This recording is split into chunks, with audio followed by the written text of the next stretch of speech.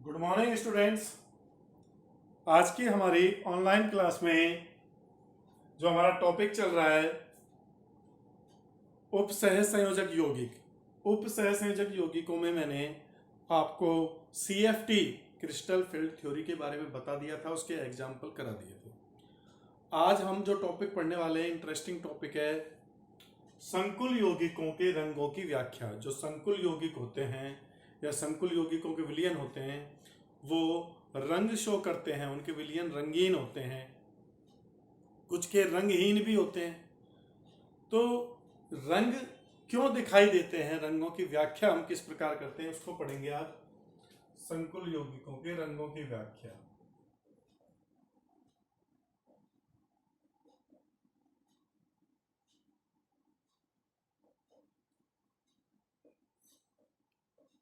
संकुल यौगिकों में रंगों की व्याख्या। तो देखो, इसकी व्याख्या जो की जाती है वो CFT के आधार पर की जाती है। रीजन जो समझाया जाता है वो किसके आधार पर समझाया जाता है? CFT के आधार पर, क्रिस्टल फील्ड थ्योरी के आधार पर व्याख्या होती है इसकी। पहला तो ये याद रखना। अब इसकी व्याख्या कैसे होती है? आपको पता है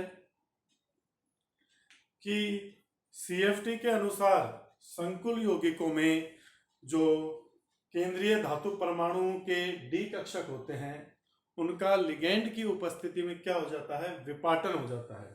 लिगेंड की उपस्थिति में क्या हो जाता है? विपाटन हो जाता है।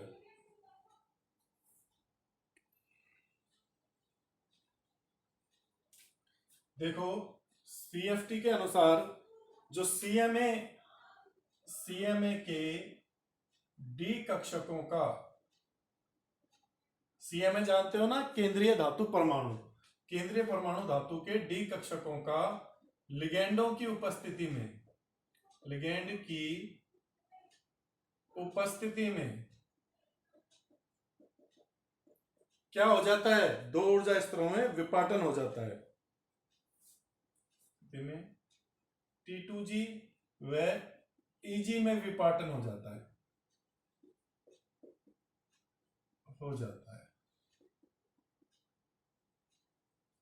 जैसे भाई ये केंद्रीय धातु परमाणु के डी कक्षक थे, ये तीन तो T2G और ये दो EG।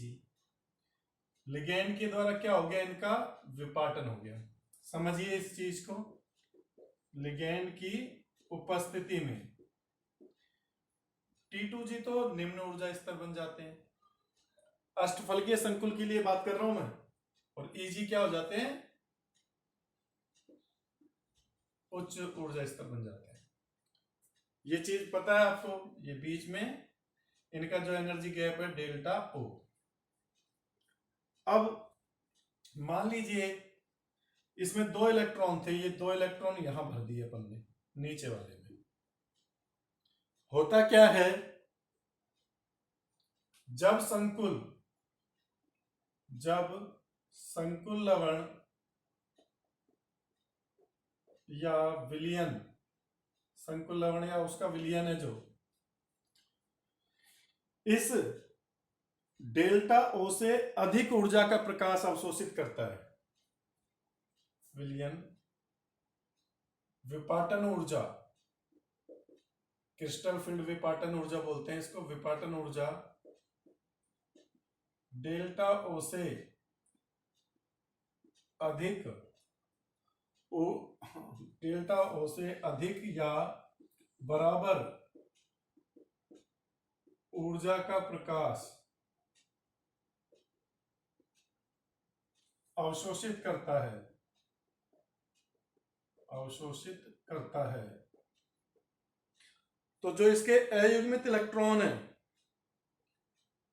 वो निम्न ऊर्जा स्तर से उच्च ऊर्जा स्तर में चले जाते हैं। तो निम्न ऊर्जा स्तर से अयुग्मित इलेक्ट्रॉन, देखो कलर की पहली शर्त यही है कि उस आयन के पास अयुग्मित इलेक्ट्रॉन होने चाहिए। ये पहली शर्त है जो अपन ने निकाला था ना, कौन तो रंगहीन होगा कौन रंगीन होगा, तो उसमें अपन ने क्या गिने थे, अयुग्मित इलेक्ट्रॉन। तो अयुग्मित इलेक्ट्रॉन का होना जरूरी है रंग के लिए। जिन यौगिकों के पास अयुग्मित इलेक्ट्रॉन होते हैं वो ही रंग शो करते हैं, जिनके पास सारे इलेक्ट्रॉन युग्मित हो जाते हैं वो रंग शो नहीं करेंगे। तो निम्न ऊर्जा स्तर से अयुग्मित इलेक्ट्रॉन उच्च ऊर्जा स्तर में जाते हैं, उच्च ऊर्जा स्तर में जाते हैं। अब देखो ये कैसे जाएंगे, दृश्य प्रकाश को अवशोषित करके यहां से संक्रमण, मान लीजिए इन इलेक्ट्रॉन्स का यहां से संक्रमण हो रहा है और ये उच्च ऊर्जा स्तर में चले गए यहां, तो ये डी संक्रमण हो गया। इस एक को दिखा देते हैं, ये क्या हो गया, डी संक्रमण। अभी नहीं दिखाते इसको, एक ही दिखा दो, इसमें एक इलेक्ट्रॉन डी1, इसने ऊर्जा अवशोषित करी H-nu। तो यहां पर यह ध्यान रखना कि जिस प्रकाश को अवशोषित करता है, हमारा जो प्रकाश है वो 7 रंगों से मिलकर बना है विभ ओर से, तो जिस रंग का प्रकाश अवशोषित करता है उसका पूरक रंग हमें दिखाई देता है, बाकी के प्रकाश को वो क्या कर देता है, परावर्तित कर देता है। तो उनका पूरक रंग दिखाई देता है, जो प्रकाश अवशोषित किया है उसका पूरक रंग। और यहां पर क्या कंडीशन हो जाती है आपकी, ये इलेक्ट्रॉन यहां पहुंच जाता है,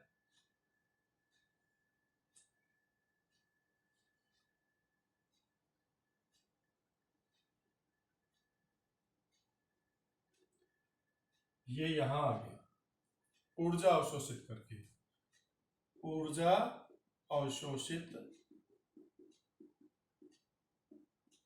करके इलेक्ट्रॉन इसमें आ गया। लेकिन ये अवस्था अस्थायी है, ये अवस्था क्या होती है, अस्थायी होती है। और ये वापस क्या करता है, यहां पर आता है। जब ये यहां आएगा तो अब की बार क्या करेगा, ऊर्जा का उत्सर्जन करेगा। यहां पर आएगा ये इलेक्ट्रॉन, तो क्या होगा, अब की बार ऊर्जा निकलेगी। देखो इस बार तो यहां तो ऊर्जा अवशोषित करी तो इलेक्ट्रॉन इधर चला गया, यहां गया, पर यह अवस्था कैसी रहती है, अस्थायी अवस्था है। कुछ समय बाद ही अपनी स्थायी अवस्था में आएगा इलेक्ट्रॉन। जब इलेक्ट्रॉन इस निम्न ऊर्जा स्तर में आता है तो ये ऊर्जा का उत्सर्जन करता है, और वो ही जो विशिष्ट तरंग दैर्ध्य की ऊर्जा का उत्सर्जन कर रहा है वो रंग हमें दिखाई देता है। वो क्या होता है, जो अवशोषित किया है उसका ही पूरक रंग होता है। अवशोषित रंग का पूरक रंग हमें दिखाई देता है। यहां पर ये इसकी क्या होगी, कंडीशन होगी। यहां ये दृश्य प्रकाश का अस्थायी अवस्था है, इसलिए दृश्य प्रकाश का उत्सर्जन करेगा, दृश्य प्रकाश का उत्सर्जन। अब देखो इलेक्ट्रॉन डी कक्षक से डी कक्षक में जा रहा है, तो इस घटना को बोलते हैं डी संक्रमण। इसे याद रखना, संकुल यौगिकों में रंग किसके कारण दिखाई देते हैं, डी संक्रमण के कारण। मेन रीजन है इलेक्ट्रॉन का उच्च ऊर्जा स्तर से निम्न ऊर्जा स्तर में जाना या निम्न ऊर्जा स्तर से उच्च ऊर्जा स्तर में जाना, ये जो संक्रमण कहलाता है, इस संक्रमण को बोलते हैं डी संक्रमण। क्वेश्चन आ जाता है डी संक्रमण किसे कहते हैं, तो डी कक्षक के जो लिगेंड की उपस्थिति में 2 ऊर्जा स्तरों में विभाजित हो जाता है इलेक्ट्रॉन का, इन 2 ऊर्जा स्तरों में ही जो संक्रमण होता है उसी को क्या बोलते हैं, डी संक्रमण। और डी संक्रमण के फलस्वरूप ही हमको वो यौगिक है जो रंगीन दिखाई देता है, उसका रंग दिखाई देता है। तो ये यहां तक का पॉइंट आपके समझ में आ गया होगा। इस चीज को और लिख लेता हूं, संकुल यौगिक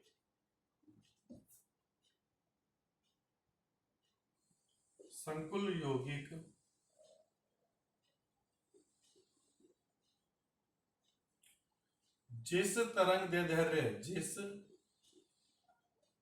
दैर्ध्य का प्रकाश अवशोषित करते हैं, अवशोषित करते हैं उसका पूरक रंग वही उत्सर्जित होता है, तो उसका पूरक रंग कप्लीमेंट्री कलर, उसका पूरक रंग दिखाई देता है, दिखाई देता है। ठीक है भाई।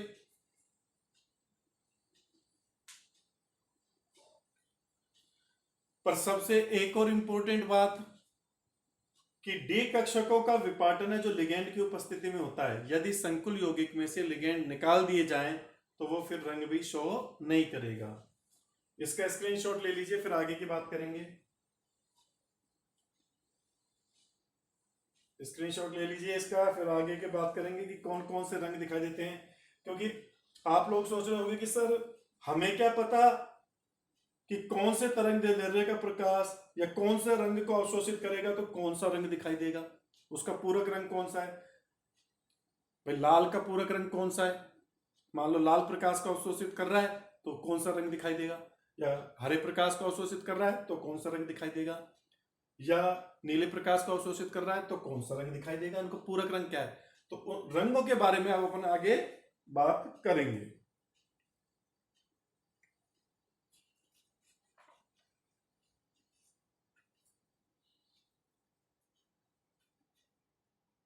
हाँ भाई, इसको मैं साफ कर देता हूं। आगे की इसका स्क्रीनशॉट ले लिया होगा आपने।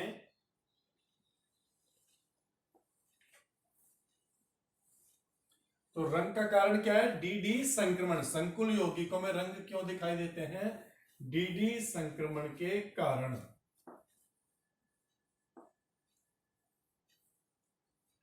अब मैं बात करता हूं, मान लीजिए कोई संकुल यौगिक है, ये संकुल यौगिक का विलयन रखा हुआ है। अब इस पर आपने प्रकाश डाला, ये अपने ऊपर डाले गए प्रकाश का या ये सभी तरंगदैर्ध्य के प्रकाश का क्या कर लेता है, अवशोषण कर लेता है।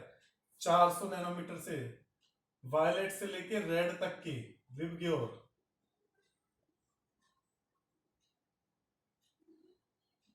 इन सब का ही क्या कर लेता है, अवशोषण कर लेता है।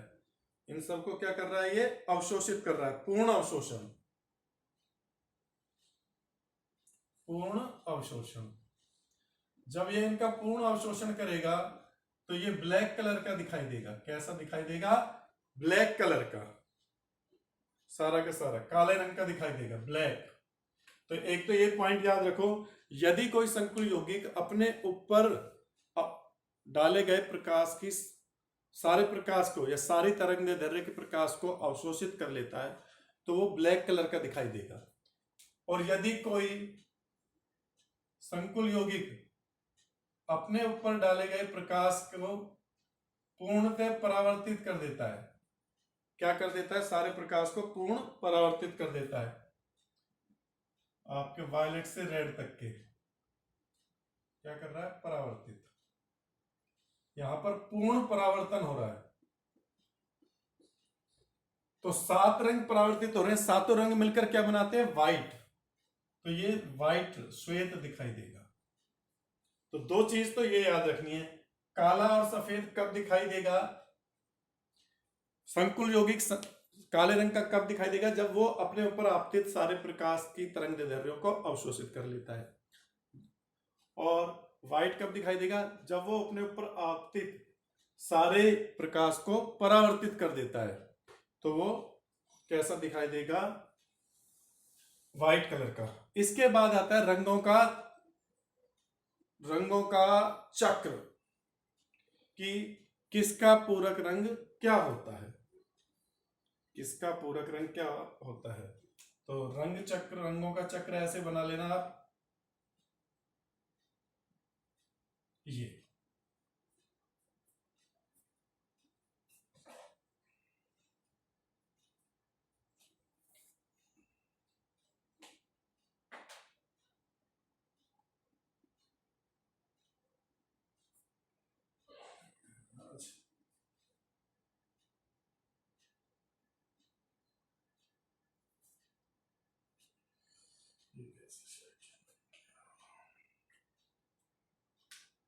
हाँ भाई, देखो बच्चों, दो तीन चीजें आपको ध्यान में रखनी है।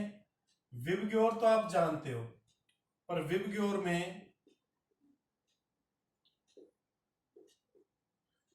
Violet, indigo, blue, green, yellow, orange, red, ये 7 रंग होते हैं। इसमें अपन जब वायलेट से रेड की तरफ चलते हैं तो एनर्जी तो बढ़ती है, उसकी आवृत्ति भी बढ़ती है, लेकिन तरंग दैर्ध्य घटती है। जो आपका लैम्बडा है वो घटेगा। ये 3 चीज याद रखनी है आपको। इसका मतलब किसी विशिष्ट रंग की जो ऊर्जा है वो इसकी तरंग दैर्ध्य के व्युत्क्रमानुपाती है। अगर ऊर्जा ज्यादा है तो तरंग दैर्ध्य का मान क्या होगा? कम होगा। और आपको पता है वायलेट की 400 लगभग 400 नैनोमीटर होती है और रेड की लगभग 700 नैनोमीटर, या 4000 एंगस्ट्रॉम से 7000 एंगस्ट्रॉम तक, ऐसे। इसका मतलब लाल रंग की ऊर्जा सबसे कम है और वायलेट की ऊर्जा इन सब में सबसे ज्यादा है। अब देखो, चक्र बनाने के लिए देखो यही क्रम यूज में लूंगा, बस मैं इंडिगो नहीं दिखाऊंगा क्योंकि इंडिगो और ब्लू एक जैसे से होता है, अंतर नहीं कर पाते। तो देखो, बैंगनी रंग वायलेट, फिर यहां लिख दो ब्लू, इंडिगो को छोड़ दो, फिर यहां ग्रीन, येलो, ऑरेंज, रेड, ये इनका क्रम हो गया। वायलेट का मतलब 400 नैनोमीटर, ब्लू का मतलब होता है 455 नैनोमीटर, ग्रीन, ग्रीन का मतलब क्या होता है? 485, येलो 515 नैनोमीटर, इनकी तरंग दे दे रहे कितनी है? 515 नैनोमीटर। ऑरेंज 550 नैनोमीटर, और रेड ये होती है लगभग 600 नैनोमीटर से ऊपर। ये इधर तो 600 नैनोमीटर, ये इधर 700 आ जाएगी। तो अब देखो पूरक रंग क्या होते हैं? जो आमने सामने कलर है, देख लो, पूरक रंग है ये एक दूसरे के, समझे? वायलेट का पूरक रंग ये तो अवशोषित रंग, और इधर आ जाएगा पूरक रंग। तो वायलेट का क्या होगा? येलो, येलो का क्या होगा? वायलेट। ऐसे ही ब्लू का क्या होगा? ऑरेंज, तो ऑरेंज का क्या हो जाएगा? ब्लू। ग्रीन का क्या होगा? रेड, और रेड का क्या हो जाएगा? ग्रीन। तो समझ गए पूरक रंग किसका पूरक रंग क्या होते हैं? इस चक्र से आमने सामने के कलर एक दूसरे के क्या है? पूरक है।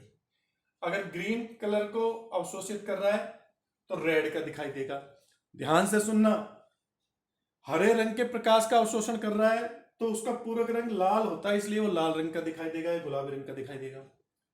बैंगनी रंग को अवशोषित कर रहा है तो वो पीले रंग का दिखाई देगा, पीले को अवशोषित कर रहा है तो बैंगनी का दिखाई देगा, नीले रंग को अवशोषित कर रहा है तो ऑरेंज, नारंगी रंग का दिखाई देगा, और ऑरेंज को अवशोषित कर रहा है तो ब्लू कलर का। तो समझ में आ गया रंग कौन से दिखने हैं? वेरी वेरी इंपॉर्टेंट है, इसको याद रख लेना है, आपके लिए ट्रिक हो गई है। वीआईपी, वेरी इंपॉर्टेंट पर्सन है ये, इस ट्रिक को याद रखो, आप बता दोगे किसका पूरक रंग क्या बनेगा। ठीक है भाई, तो ये अपन ने क्या कर दी? रंगों की व्याख्या। जैसे एक दो अपन एग्जाम्पल लेते हैं।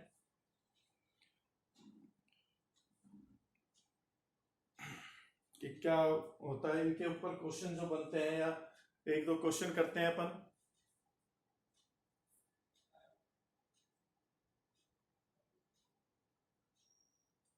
इसका स्क्रीनशॉट ले लीजिए, बहुत ही इंपॉर्टेंट पेज है, कॉपी में नोट कर लेना, स्क्रीनशॉट लो इसका।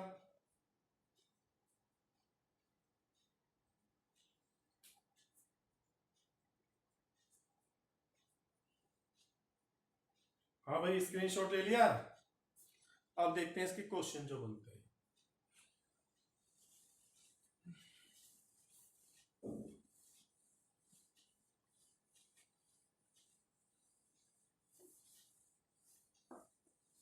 तो रंग किसके कारण दिखाई देते हैं? डी संक्रमण के कारण। अयुग्मित इलेक्ट्रॉन निम्न ऊर्जा स्तर से प्रकाश अवशोषित करके उच्च ऊर्जा स्तर में जाते हैं, और जब वो वापस आते हैं निम्न ऊर्जा स्तर में तो उस अवशोषित प्रकाश का पूरक रंग उत्सर्जित करते हैं, और वही पूरक रंग हमें दिखाई देता है। ठीक है भाई। और किसका पूरक रंग क्या बनेगा ये मैंने आपको बता दिया। अब देखो इसमें क्या क्या क्वेश्चन बनते हैं।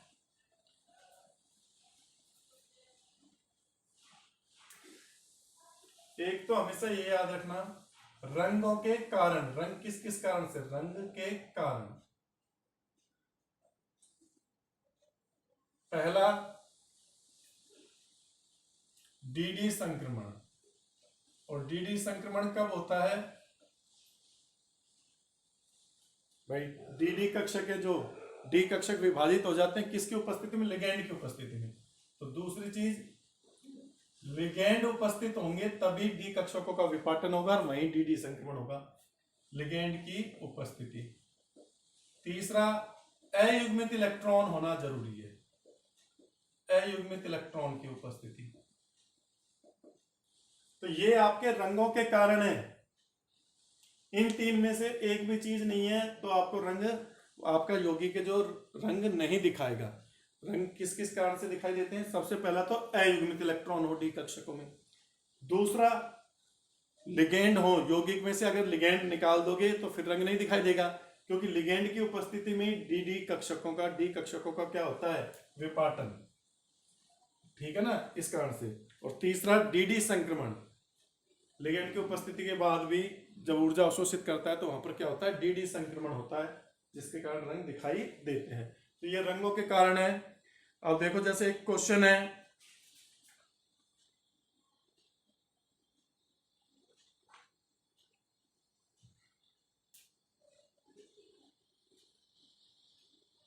क्वेश्चन है कि TiH2O का होल 6 Cl3, TiH2O का होल 6 Cl3 को गर्म करने पर वह रंगहीन क्यों हो जाता है? वह रंगहीन क्यों हो जाता है?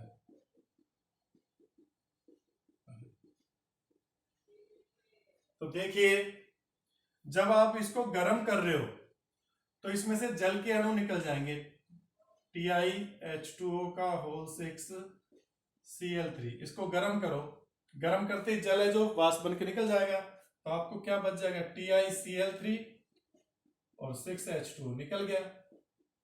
अब यहां पर ये तो टाइटेनियम +3 है, यहां पर भी +3 था, लेकिन यहां पर लिगैंड निकल गए, और लिगैंड की उपस्थिति में ही डी कक्षकों का विपाटन होता है। तो आपको जब डी कक्षकों के दो ऊर्जा स्तरों में विभाजित नहीं होगा तो इलेक्ट्रॉन का संक्रमण कहां होगा? डी संक्रमण नहीं होगा। तो गर्म करने पर लिगैंड, गर्म करने पर क्या होते हैं? लिगैंड H2O निकल जाता है, निकल जाते हैं। अतः डी कक्षकों का विपाटन भी नहीं होगा, नहीं होता, और डी संक्रमण भी नहीं होगा, भी नहीं होगा। तो पता लग गया कि ये यौगिक तो रंगीन होता है, लेकिन इसको जैसे ही अपन गर्म करते हैं तो ये रंगहीन हो जाता है। क्यों हो जाता है उसका रीजन आपको पता लग गया होगा। अब देखते हैं और क्वेश्चन। देखो, ऐसे ही एक और क्वेश्चन है। क्या क्वेश्चन है कि CuSO4 तो श्वेत होता है, श्वेत है, जबकि CuH2O का होल 6 SO4 रंगीन है, नीले रंग का है।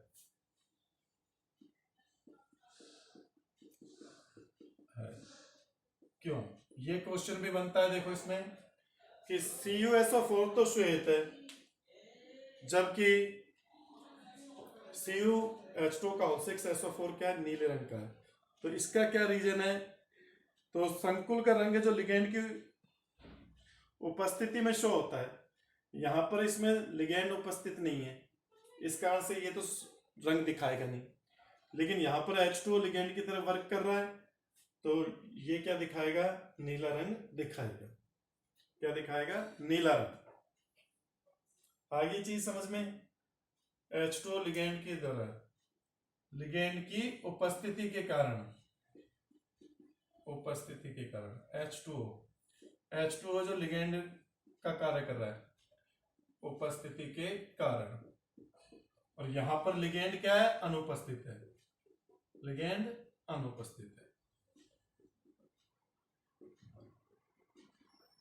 आई चीज समझ में? तो ये 2 क्वेश्चन बनते हैं, ये 2 क्वेश्चन हो गए। अब तीसरा क्वेश्चन और देखते हैं।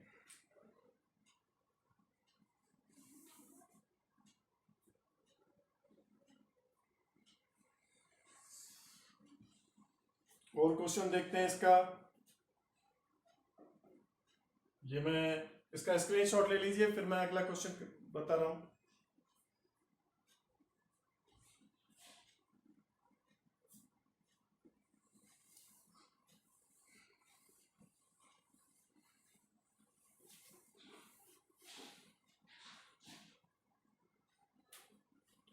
अच्छा, एक चीज और नोट कर लीजिए आप, जो संकुल का रंग है वो लिगेंड की सामर्थ्य पे भी निर्भर करता है।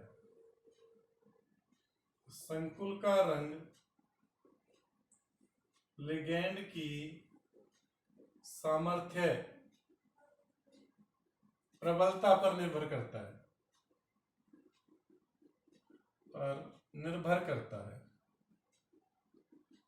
कैसे निर्भर करता है? देखो, एक सोचने की बात है। अगर प्रबल लिगेंड है तो विपाटन ऊर्जा, डी कक्षकों का विपाटन ज्यादा होगा, विपाटन ऊर्जा का मान ज्यादा होगा। विपाटन ऊर्जा का मान ज्यादा है तो जो ऊर्जा अवशोषित की जाएगी वो ज्यादा, जो रंग अवशोषित किया जाएगा उसकी ऊर्जा क्या होगी? ज्यादा। ऊर्जा ज्यादा होगी तो तरंग दैर्ध्य क्या होगी? कम। तो कम तरंग दैर्ध्य का प्रकाश अवशोषित होगा। कम तरंग दैर्ध्य का प्रकाश अवशोषित होगा तो ज्यादा तरंग दैर्ध्य का प्रकाश उसका पूरक रंग होगा, तो वो ज्यादा तरंग दैर्ध्य का प्रकाश दिखाई देगा। एक क्वेश्चन के द्वारा इसको क्लियर करते हैं अपन। रंगों की सामर्थ्य पर निर्भर करता है, ये तो आपको पता ही लग गया भाई। प्रबलता बढ़ेगी तो विपाटन ऊर्जा का मान बढ़ेगा और तरंग दैर्ध्य कम हो जाएगी। ये चीज याद रखना। प्रकाश का ई ऊर्जा समानुपाती होती है 1/λ के। तरंग दैर्ध्य घट जाएगी अगर ऊर्जा बढ़ेगी, विपाटन ऊर्जा। तो एक क्वेश्चन है, MnCl4 -2 हरे रंग का है, जबकि इंपॉर्टेंट क्वेश्चन है, ये आ चुका है बोर्ड में, जबकि MnH2O का होल 6, MnH2O का होल 6 +2 गुलाबी रंग का होता है, क्यों? गुलाबी रंग का होता है क्यों?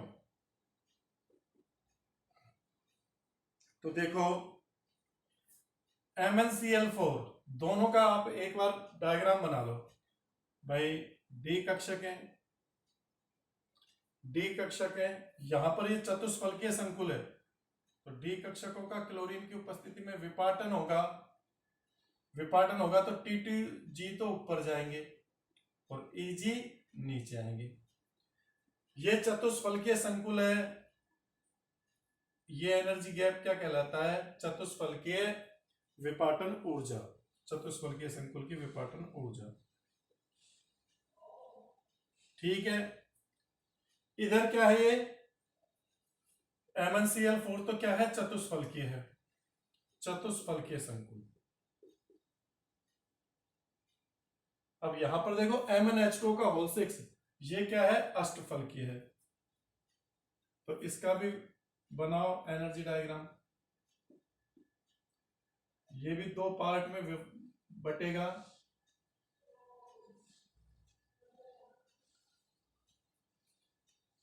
T2G,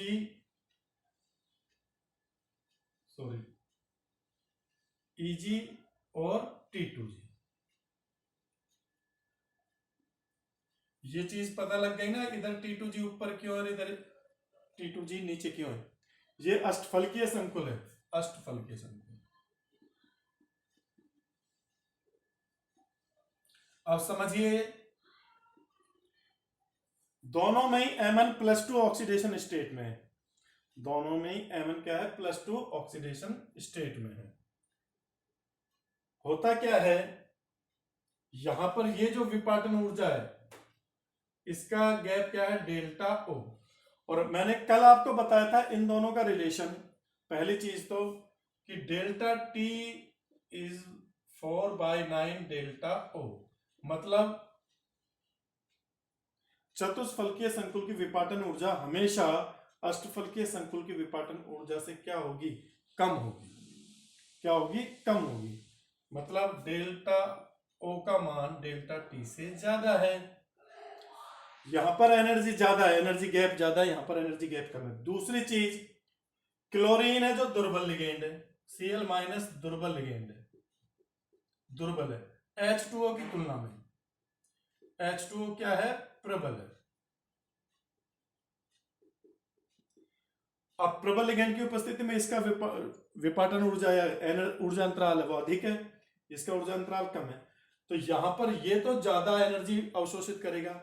इनमें जो इलेक्ट्रॉन रहेंगे अयुग्मित इलेक्ट्रॉन, वो इलेक्ट्रॉन यहां तो कम ऊर्जा अवशोषित होगी, कम ऊर्जा अवशोषित। यहां क्या होगी, अधिक ऊर्जा अवशोषित, अधिक ऊर्जा अवशोषित। अब देखो ध्यान दो ना बेटा, ऊर्जा तरंगदैर्ध्य की क्या है, व्युत्क्रमानुपाती है। यहां कम ऊर्जा अवशोषित हो रही है तो तरंगदैर्ध्य क्या होगी, अधिक होगी। इसका मतलब MnCl4 जो कम ऊर्जा अवशोषित 600 नैनोमीटर की ऊर्जा अवशोषित करेगा।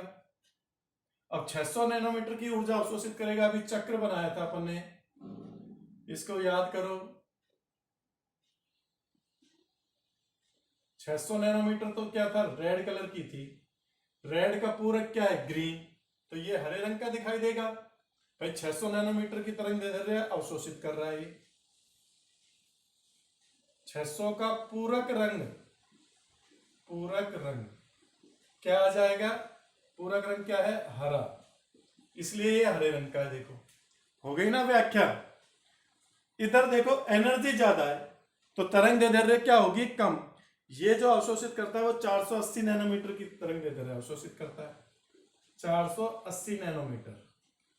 यहां पर देखो 480 पर कौन सी आ रही थी, ग्रीन। ये 400 ग्रीन 485 थी, तो 480 यहां आएगी।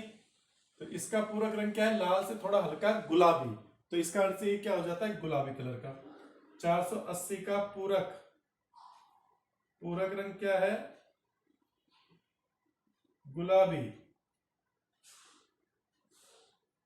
इसलिए ये गुलाबी दिखाई दे रहा है।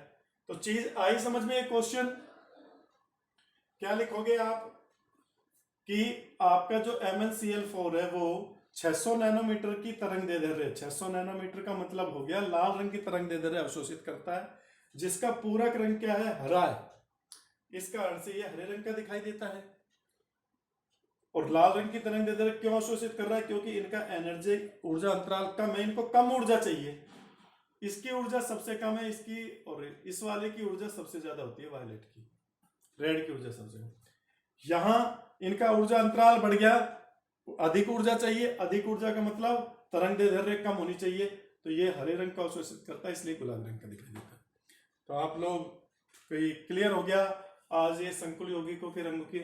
देखो जिस भी यौगिक का रंग पूछा जाए कि वो रंगीन होगा या रंगहीन होगा, तो सबसे पहले तो ये देखो उस यौगिक में अयुग्मित इलेक्ट्रॉन है या नहीं है, सबसे इंपॉर्टेंट फैक्टर।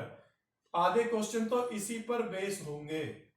वो यौगिक देगा, तो उस यौगिक में आप क्या करो, ऑक्सीडेशन नंबर निकाल के अयुग्मित इलेक्ट्रॉन पता कर लो। अगर अयुग्मित इलेक्ट्रॉन आ रहे हैं तो कलरफुल है, अगर अयुग्मित इलेक्ट्रॉन नहीं है तो कलरलेस है, फिर आगे अपन बढ़ेंगे ही नहीं। ठीक है भाई, तो आज की क्लास में ये आपका हो गया। कल अपन CFT की कमी और संकुल यौगिकों के स्थायित्व के बारे में बात करेंगे।